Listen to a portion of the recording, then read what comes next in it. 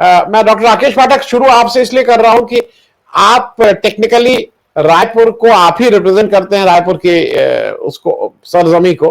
तो मेरा opening statement आपसे कि ये जो भी अधिवेशन कांग्रेस का हुआ कर, उससे अब कांग्रेस को कुछ ग्राउंड पे भी बताना होगा, क्योंकि अभी क्लैरिटी नहीं है कि what is their game plan, उनका आगे का रोड मैप क्या है। तो रोड मैप आपको कुछ समझ में आ रहा है 2024 का कांग्रेस का खास करके? देखिए सर, छत्तीसगढ़ हमारे मध्य प्रदेश से ही टूट कर बना हुआ राज्य है, इसलिए आपने प्रकारांतर से ठीक कहा कि मैं रायपुर से, क्योंकि भोपाल में बैठा हूं, तो इस रूप में जुड़ा हुआ मान सकते हैं। कांग्रेस के अधिवेशन में जो उम्मीद की किरण, जो लौ दिखाई देती है, तो दुष्यंत कुमार के शब्दों में, इस नदी की धार में ठंडी हवा आती तो है, नाव जर्जर ही सही, लहरों से टकराती तो है, एक चिंगारी कहीं से ढूंढ लाओ दोस्तों, इस दिए में तेल से भीगी हुई बाती तो है। तो कांग्रेस नाम का जो दिया है, उसमें राहुल गांधी नाम की जो भीगी हुई बाती है, तेल में डूबी हुई, वो दिखाई देती है कि अगर उसमें लौ चेता दी जाए तो बहुत सारे सवालों के जवाब मिल सकते हैं हमारे समय को, हमारे समाज को। राहुल गांधी या भारतीय राष्ट्रीय कांग्रेस की रणनीति फिलहाल इतनी तो स्पष्ट दिखाई देती है कि वे अडानी के मामले को बहुत आसानी से छोड़ने वाले नहीं हैं। भले ही इससे पहले पेगासस का मामला हो या राफेल का मामला हो, ऐसे तमाम मामले सचमुच अंजाम तक नहीं पहुंचे। सबसे बड़ी अदालत में जाकर सरकार अपने हिस्से की क्लीन चिट लेती रही, लेकिन अब की बार मामला सीधे आम लोगों से जुड़ा हुआ है, आम निवेशकों से जुड़ा हुआ है। पेगासस में मान सकते हैं कि बहुत बड़े लोगों, राजनेताओं, अधिकारियों, पत्रकारों, बड़े पत्रकारों की जासूसी का मामला रहा होगा। राफेल से भी जनता को सीधे उतना लेना देना नहीं था, लेकिन इसमें जो छोटा निवेशक है, बहुत छोटे छोटे जो LIC की पॉलिसी धारक हैं, भारतीय स्टेट बैंक में जो खाता धारक हैं, उन्हें यह समझ में आने लगा है कि मामला अगर ऐसे ही रसातल की ओर जाता रहा तो आखिर में उनकी अपनी पूंजी पर भी इसका असर होगा। शायद यही सोचकर राहुल गांधी जनता से जुड़े हुए इस मामले को गर्म रखना चाहते हैं। 2024 के लोकसभा चुनाव में भी बहुत दिन है, हम इसके राजनीतिक निहितार्थों पर नहीं भी जाएं, इसके नफा नुकसान पर नहीं भी जाएं, तो एक प्रमुख विपक्षी दल को जो करना चाहिए वो कांग्रेस कर रही है। राहुल गांधी इस मामले में बहुत स्पष्ट हैं। 2 मोर्चे उन्होंने साफ खोले हैं। रायपुर अधिवेशन में भी आप देख लें या इससे पहले पूरी भारत जोड़ो यात्रा में आप देखें। नंबर 1, वे राष्ट्रीय स्वयंसेवक संघ को लेकर कोई मुरव्वत नहीं बरतना चाहते। उनके मन में कोई दया माया, कोई करुणा नहीं है संघ को लेकर, और इसी की आज जरूरत है। संघ की जो राजनीति है, जो सामाजिक विमर्श है संघ का, वो जो हिंदू मुस्लिम राजनीति है, उस पर राहुल गांधी खुलकर प्रहार करते हैं, और ये बीजेपी और संघ दोनों के लिए ही असहनीय होता है। दूसरा मामला है नरेंद्र मोदी का धन्ना सेठों से, बड़े बड़े धनपतियों से रिश्ता, इससे वे उघाड़ने की कोशिश में लगे हैं लगातार। और अडानी का मामला यूं समझिए, उनके हाथ में बजरिए हिंडनबर्ग की कृपा से उनके हाथ में एक तरह से बिल्ली के भाग से छींका टूट गया है। 2023 में इस साल कई राज्यों में विधानसभा चुनाव होने हैं। 3 राज्यों में मतदान अभी खत्म हो गया। अगर ये मामला इसी तरह गरमाते रहे तो इस साल नवंबर तक खास तौर से इसका सोडियम रिंग टेस्ट हो जाएगा, लिटमस पेपर टेस्ट हो जाएगा कि ये मुद्दा हिंदी बेल्ट को, मध्य प्रदेश, छत्तीसगढ़, राजस्थान, ये जो गौ पट्टी है, काऊ बेल्ट है, इसके लोगों को किस तरह प्रभावित कर रहा है, और क्या सचमुच में राजनीतिक रूप से, चुनावी तो रूप से कांग्रेस इसका कोई लाभ उठा पाती या नहीं, यह अभी देखना बाकी है। लेकिन राहुल गांधी और कांग्रेस ने अपनी लड़ाई बहुत साफ तरीके से छिड़ दी है। नंबर 1, संघ और मोदी के खिलाफ सीधी लड़ाई। दूसरा, मोदी की इस तरह के धन्ना सेठों के साथ जो नातेदारी, रिश्तेदारी वे स्थापित करने में जुटे हैं, और वो लगातार अडानी के साम्राज्य का जो शीराजा बिखर रहा है, उससे साबित भी हो रहे हैं उनके आरोप। अभी हम इसके तकनीकी पक्ष में नहीं जाएंगे, अगले राउंड में जब आप पूछेंगे तो कुछ और इस पर बात करेंगे।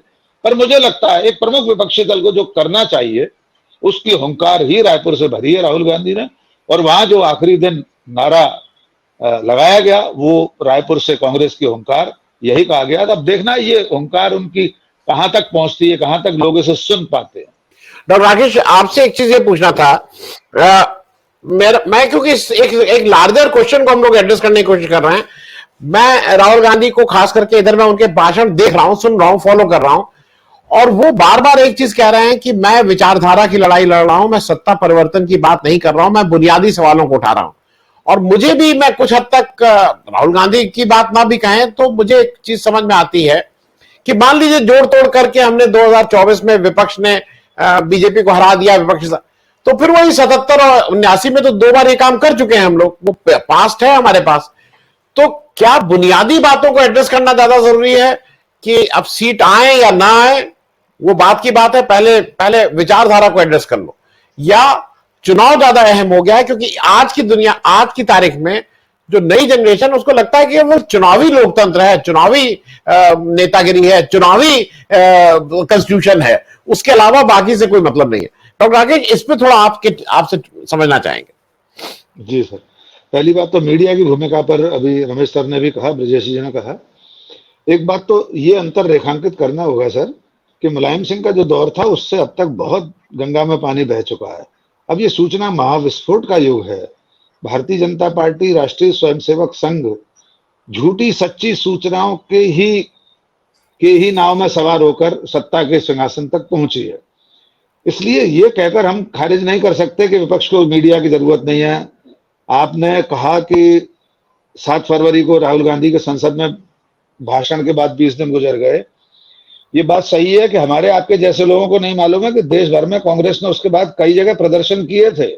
जिस प्रेस कॉन्फ्रेंस की बात आनंद सर आप कर रहे थे, 20 राज्यों की राजधानियों या महानगरों में प्रेस कॉन्फ्रेंस की गई थी, विधिवत प्रेस कॉन्फ्रेंस की। राष्ट्रीय प्रवक्ता, राष्ट्रीय स्तर के नेता कांग्रेस के डिप्लॉय किए गए कि कौन कहां प्रेस कॉन्फ्रेंस करेगा, एक राज्य के दूसरे राज्य में जाके की गई। लेकिन सचमुच हम और आप में से बहुत सारे लोगों को नहीं पता कि अडानी के मुद्दे पर कांग्रेस ने इतनी बड़ी प्रेस कॉन्फ्रेंस की है। इसी कारण से अभी रायपुर अधिवेशन में राहुल गांधी ने, खड़गे जी ने, कांग्रेस ने यह निर्णय लिया है कि अडानी के मुद्दे पर पूरे देश में प्रदर्शन, धरने इत्यादि होंगे। लेकिन सवाल यह है कि कोई राजनीतिक दल, कोई विपक्ष जो कुछ कर रहा है उसे लोगों तक पहुंचाने के 2 ही माध्यम है, या तो वो सड़कों पर लड़े और मीडिया के जरिए उसकी बात ज्यादा लोगों तक पहुंचे। अगर एक धरना किसी चौराहे पर या राजभवन के सामने भोपाल में प्रदर्शन कर रही है कांग्रेस, तो हर व्यक्ति को तो नहीं मालूम पड़ेगा उस रास्ते से गुजरने वाले के अलावा। अगले दिन अगर वो अखबार में खबर नहीं छपी है तो इतने बड़े महानगर में कैसे लोगों को पता चलेगा कि कांग्रेस ने अडानी के मुद्दे पर राजभवन के सामने कोई धरना प्रदर्शन किया? तो मीडिया की प्राथमिक जिम्मेदारी है। मैं मानता हूं कि सरकार ने पूरी तरह से अंकुश में ले लिया है मीडिया को। 2 ही विकल्प बचे हैं, जो ब्रजेश जी ने कहा, जो समानांतर मीडिया है, यूट्यूब चैनल है, सोशल मीडिया के तमाम प्लेटफॉर्म है, फेसबुक, ट्विटर इत्यादि। कांग्रेस या तमाम दूसरे दल अब उसके ही सहारे आगे बढ़ रहे हैं, अपनी बात उसके जरिए पहुंचा रहे हैं। तीसरी बात, जो विपक्षी एकता की बात बार बार हो रही थी, सर ने भी कहा, शमीम सर ने भी कहा, 2019 में 12 करोड़ वोट मिले थे कांग्रेस को। देश में दूसरे नंबर की सर्वाधिक संख्या विधायकों की कांग्रेस की है। तो स्वाभाविक है विपक्ष के दलों को भी यह सोचना पड़ेगा कि जैसे 12 करोड़ वोट मिले थे, उसके बिना विपक्षी एकता कैसे हो सकती है। ये बात बिल्कुल सही है कि कांग्रेस को बड़प्पन दिखाना होगा, उसे ही इसकी अगुवाई के लिए पहल करनी होगी। लेकिन कुल मिलाकर अगर क्षेत्रीय दलों को यह चिंता नहीं हो रही है कि 2024 के बाद वे महाकाल का ग्रास बन जाएंगे भारतीय जनता पार्टी रूपी महाविशालकाय पार्टी की, तो वे अपने हाल पर छोड़ दिए जाएं। थोड़ी एक कदम उन्हें भी आगे बढ़ना पड़ेगा। तीसरी बात, आनंद जी, जो आप पूछ रहे थे, आपका सवाल मैं भूल गया इन 2 चीजों के जवाब में। नहीं, मेरा यह है कि जो केवल सत्ता परिवर्तन की बात नहीं, विचारधारा की बात की हो रही है। जी बिल्कुल, लॉन्ग टर्म। हाँ जी जी। देखिए, हम और आप जैसे लोग जो समाज में धर्मनिरपेक्षता, लोकतांत्रिक संस्थाओं की आजादी, अभिव्यक्ति की आजादी, संवैधानिक संस्थाओं को बचाए रखने की जरूरत को जो महसूस कर रहे हैं, वे जानते हैं कि ये लड़ाई सत्ता से ज्यादा विचारधारा की लड़ाई है और ये बहुत आसान नहीं है। मैं इस बात से सहमत हूं। आपने कहा कि एक बार हो सकता है सत्ता परिवर्तन हो भी जाए, इसके बावजूद समाज की रगों में जो नफरत का जहर भर दिया गया है, सरकारी संस्थाओं, संवैधानिक संस्थाओं में जिस तरह से खास विचारधारा के लोग बिठा दिए गए हैं, जिस तरह ये सब लोग मिलकर लोकतंत्र पर खतरा बने हैं, उसके शुद्धिकरण के लिए सिर्फ एक बार सत्ता परिवर्तन से कुछ नहीं होगा। किसी राहुल गांधी, किसी मल्लिकार्जुन खड़गे, किसी मनमोहन सिंह की हिम्मत नहीं है कि प्रधानमंत्री बनने के बावजूद वे सिर्फ 5 साल में समाज के भीतर से इस नफरत के जहर को मिटा पाए, इसका शुद्धिकरण कर सके। इसलिए असली लड़ाई सत्ता परिवर्तन नहीं है, असली लड़ाई विचारधारा की लड़ाई है।